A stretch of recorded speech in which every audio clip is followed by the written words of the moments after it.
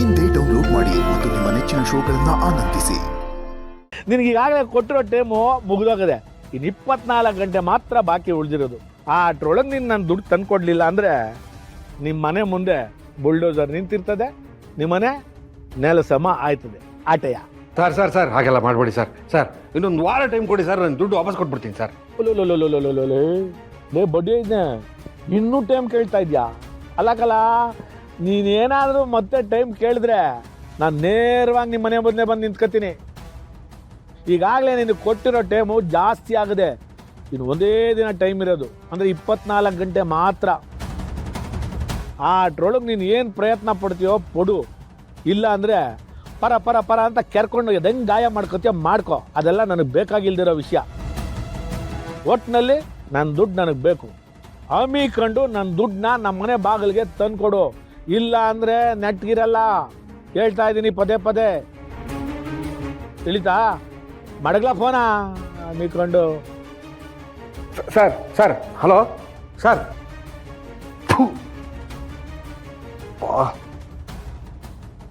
ನನ್ನ ಮಗ ಮಾತೆತ್ತಿದ್ರೆ JCB ತಂದು ಮನೆ ಓಡಿಸ್ತೀನಿ ಅಂತಾರೆ. ಎಲ್ಲಿಗಿತ್ತು ಬೇತಾಳ, ಏನಪ್ಪ ಮಾಡೋದೀಗ? ಎಲ್ಲೂ ನನಗೆ ದುಡ್ಡು ಹುಡ್ತಿಲ್ಲ. ಆ ಜಯಂತಂಗೆ ಹೆದರಿಸಿ ದುಡ್ಡು ತಗೊಳ್ಳೋಣ ಅಂದರೆ ಅವನೆಲ್ಲಿ ಸಾಯಿಸ್ಬಿಡ್ತಾನೋ ಅಂತ ಭಯ ಆಗ್ತಿದೆ. ಹೆಂಗಪ್ಪ ಹೊಲಿಸೋದು?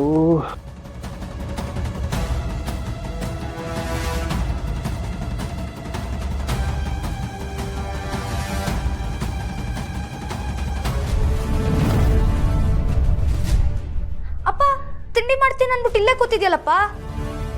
ಈಗ ತಿಂಡಿ ಮಾಡೋವರೆಗೂ ಲೇಟ್ ಆಗುತ್ತೆ, ಏನಾದ್ರೂ ಆರ್ಡರ್ ಮಾಡಪ್ಪ. ನನ್ನ ಪ್ರಾಣ ಹೋಗ್ತಿದೆ, ತಿಂಡಿ ಅಂತ ಹೋಗ. ರೆಡಿಯಾಗಿ ಹೋಗ, ಅಮ್ಮನ ಕರ್ಕೊಂಬಣ್ಣ ಹೋಗು. ಅಪ್ಪ ಸ್ಕೂಲು? ಒಂದು ದಿವಸ ರಜಾ ಹಾಕಿದ್ರೆ ಏನಾಗಲ್ಲ ಕಣ. ತಿಂಡಿ ದಾರಿಯಲ್ಲಿ ಕೊಡ್ತೀನಿ, ಹೋಗ ರೆಡಿ ಆಗ್ಬೇಕು. ಅಪ್ಪ.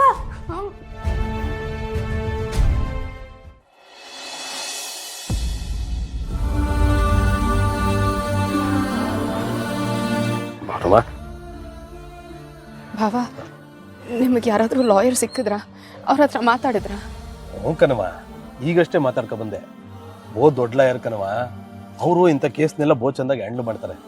ಅವ್ರಿಗೆ ಹೇಳ್ದೆ, ಅವರು ನಾನೇ ಈ ಕೇಸ್ಗೆ ಅಪಿಯರ್ ಆಯ್ತೀನಿ ಅಂತ ಅಂದರು. ದೊಡ್ಡ ಲಾಯರು ಅಂತ ಹೇಳ್ತಿದ್ದೀರಾ, ಹಾಗಾದ್ರೆ ಅವ್ರ ಫೀಸು ತುಂಬಾ ಜಾಸ್ತಿ ಇರುತ್ತೆ. ಈಗ ಅದನ್ನೆಲ್ಲ ಹೇಗೆ ಹೊಂದ್ಸೋದು ಭಾವ? ಅವನವ, ನಾನು ಇದ್ದಾಗ ಇಷ್ಟು ಯಾಕೆ ತಲೆ ಕೆಡ್ಸ್ಕೊಂಡಿರಿ? ಅವ್ರಿಗೆ ನಡೆದಿರೋದನ್ನೆಲ್ಲ ಹೇಳ್ದೆ. ಹೇಳ್ದ ಮೇಕೆನೆ ಅವ್ರು ಈ ಕೇಸ್ನ ತಗೊಂಡದ್ದು. ಅದು ಅಲ್ಲದೆ ನಮ್ಮ ಸಿದ್ದುಗೂ ಗೊತ್ತು ಕಣವ. ಅವ್ರಿಗೂ ನಮ್ಮ ಸಿದ್ದು ಅಂದ್ರೆ ಬಹು ಪ್ರೀತಿ. ಅವನು ಅಂದ್ರೆ ಗೌರವ. ಅವನು ಅವ್ರಿಗೆ ಉಪಕಾರ ಎಲ್ಲ ಮಾಡೋನ್ ಕಣವ. ಉಪಕಾರನ? ಅದೇನ್ ಭಾವ? ಅಯ್ಯೋ, ಅದೊಂದು ದೊಡ್ಡ ಕತೆ ಕಣವ. ಈ ಲಾಯರಪ್ಪಗೆ ಒಬ್ಳು ಮಗಳವಳೆ. ಆ ಹುಡುಗಿ ಯಾವುದೋ ಹುಡುಗನ ಪ್ರೀತಿ ಮಾಡ್ಕೊಬಿಟ್ಟಿತ್ತು. ಒಂದಷ್ಟು ವರ್ಷ ಆದ್ಮೇಲೆ ಗೊತ್ತಾದದ್ದು ಆ ಹುಡುಗ ಫ್ರಾಡು, ಮೋಸ್ಗಾರ ಅಂತ. ಆಮೇಲೆ ಅವನಿಂದ ದೂರ ಆಗ್ಬಿಟ್ಟಿದ್ಲು. ಅಪ್ಪನ ಹತ್ರ ಬಂದು ಹೇಳ್ಕೊಂಡ್ಲು. ಅಪ್ಪ ಬೇರೆ ಹುಡುಗನ್ಗೆ ಮದುವೆ ಮಾಡ್ಬೇಕು ಅಂತ ರೆಡಿ ಮಾಡಿದ್ರು. ಹುಡುಗಿ ಮದುವೆ ಹತ್ರ ಬತ್ತಿದಂಗೆ ಹಳೆ ಹುಡುಗ ಇದ್ನಲ್ಲ, ಅವನು ಬಂದ್ಬಿಟ್ಟು ಅವಳ ಜೊತೆ ಮಾತಾಡಿದ್ದು ಮೆಸೇಜು, ಫೋಟೋಸು, ಗಿಫ್ಟು ಎಲ್ಲನೂ ಬಂದು ಬ್ಲ್ಯಾಕ್ ಮೇಲ್ ಮಾಡಕ್ ಶುರು ಮಾಡಿದ್ನ. ನನಗೆ ಲಾಯರಪ್ಪಂಗೆ ಏನ್ ಮಾಡ್ಬೇಕು ಅಂತ ಗೊತ್ತಾಗ್ಲಿಲ್ಲ. ಸೀದಾ ನಮ್ಮ ಸಿದ್ದು ಬಂದು ಕೇಳ್ಕೊಂಡ್ರು. ನಮ್ಮ ಸಿದ್ದು ಹೋಗಿ ಆ ಹುಡುಗನ್ 4 ಕೊಟ್ಟು ಇನ್ ಜೀವನದಲ್ಲಿ ಹುಡುಗಿ ಕಡೆಗೆ ತಿರುಗಿ ನೋಡ್ದಂಗೆ ಮಾಡದ್ನ ಕಣವ. ಅದಕ್ಕೆ ಆ ಅಪ್ಪಂಗೆ ನಮ್ಮ ಸಿದ್ದು ಅಂದ್ರೆ ಬಹು ಪ್ರೀತಿ. ನೋಡಿದ್ರ ಭಾವ, ಯಾವತ್ತೋ ಮಾಡಿದ ಒಳ್ಳೆ ಕೆಲ್ಸಕ್ಕೆ ಸರಿಯಾದ ಸಮಯಕ್ಕೆ ನಮ್ಮ ಉಪಯೋಗಕ್ಕೆ ಬರುತ್ತೆ. ಕಣವ, ಇಂಥದ್ನ ಬಹು ಮಾಡೋನ್ ನಮ್ಮ ಸಿದ್ದು. ಅದಕ್ಕೆ ಅವ್ನ್ ಕಂಡ್ರೆ ಎಲ್ರಿಗೂ ಹೊಟ್ಟೆ ಉರಿ. ಅವನ ಹೆಸರನ್ನ ಹೆಂಗ್ ಕೆಡಿಸ್ಬೇಕು ಅಂತ ಎಲ್ರು ವಂಚಾಗ್ತಾನೆ ಇರ್ತಾರೆ. ನೋಡಿ, ಈಗ ಲಾಯರಪ್ಪ ಕೇಸ್ನ ತಕೊಂಡವ್ರೆ, ಅವರೆಲ್ಲ ಸರಿಯಾಗಿ ನೋಡ್ಲಿ, ಎಲ್ಲ ಸರಿಯುತ್ತದೆ. ಭಾವ, ಇಂಥ ಕಷ್ಟದ ಪರಿಸ್ಥಿತಿನಲ್ಲಿ ನೀವು ನನ್ನ ಜೊತೆ ನಿಂತು ಒದ್ದಾಡ್ತಿದ್ದೀರಲ್ಲ, ನಿಮಗೆ ಹೇಗೆ ಕೃತಜ್ಞತೆ ಹೇಳಬೇಕು ಅಂತ ನನಗೆ ಗೊತ್ತಾಗ್ತಿಲ್ಲ.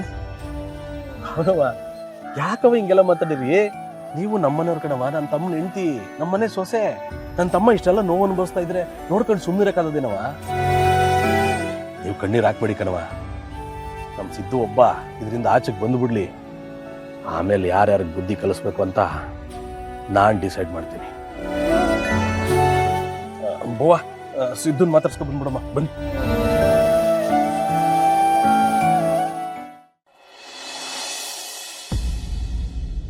ಏನಪ್ಪ ಮಾಡೋದೀಗ? ಆ ಜಯಂತಿಗೆ ನಾನೇ ಫೋನ್ ಮಾಡಿದ್ದೀನಿ ಅಂತ ಗೊತ್ತಾಗ್ಬಿಟ್ರೆ ಅವನು ನಾನು ನೋಡ್ಕೊಂಡು ಇಲ್ಲಿಗೆ ಬಂದ್ಬಿಟ್ರೆ ತಿಥಿನೇ ಆಗೋಗ್ಬಿಡುತ್ತೆ.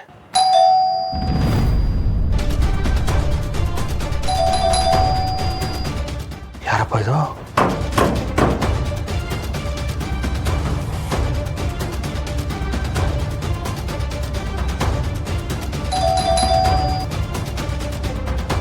ಯಾರೇ ಆಗಲಿ ಬಾಗಿಲು ಮಾತ್ರ ತೆಗಿಬಾರ್ದು. ಯಪ್ಪ ಏನು ಮಾಡೋದೀಗ? ಬಾಗಿಲು ತೆಗೆದೇ ಇದ್ರೆ ಮನೆ ಬಾಗಿಲು ಹೊಡ್ಕೊಂಬಂದ್ಬಿಡ್ತಾರೆ. ಯಾರೋ ಅಂತ ನೋಡ್ತೀನಿ.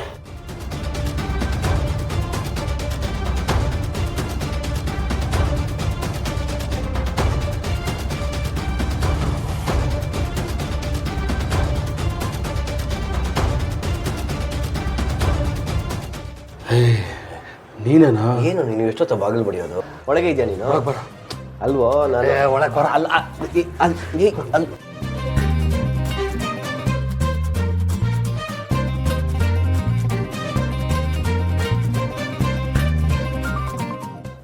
ಏನೋ ನೀನು ಫೋನೆಲ್ಲ ಸ್ವಿಚ್ ಆಫ್ ಮಾಡ್ಕೊಂಡು ಕೂತಿದ್ಯಲ್ಲೋ? ಅಲ್ವೋ ಬಾಗಿಲು ಬಡಿತಾ ಇದ್ದೀನಿ, ಬಾಗಿಲು ತೆಗೆಯುತ್ತಾನೆ. ಏನಾಯ್ತು ಇಷ್ಟೊಂದು ಗಾಬರಿ ಆಗಿದೆಯಾ? ಮತ್ತೆ ಯಾವುದಾದ್ರೂ ಸೈಕಾಲಜಿಕಲ್ ಥ್ರಿಲ್ಲರ್ ವೆಬ್ ಸೀರೀಸ್ ನೋಡಿದ್ಯಾ?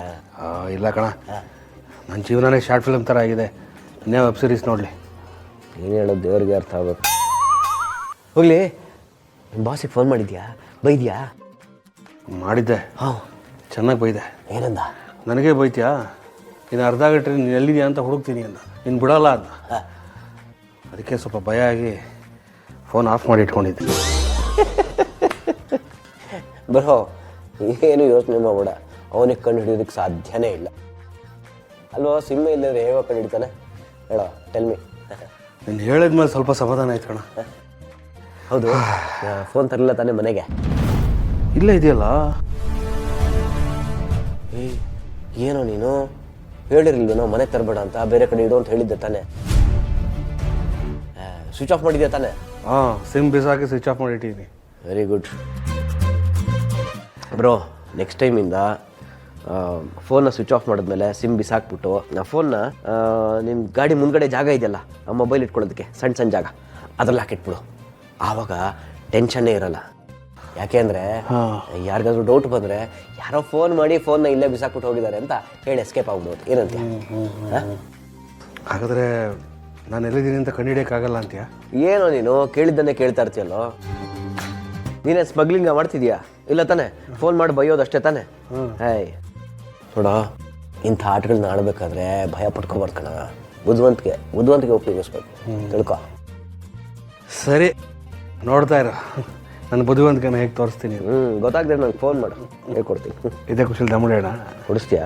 ಬಾ ರೆಡಿ?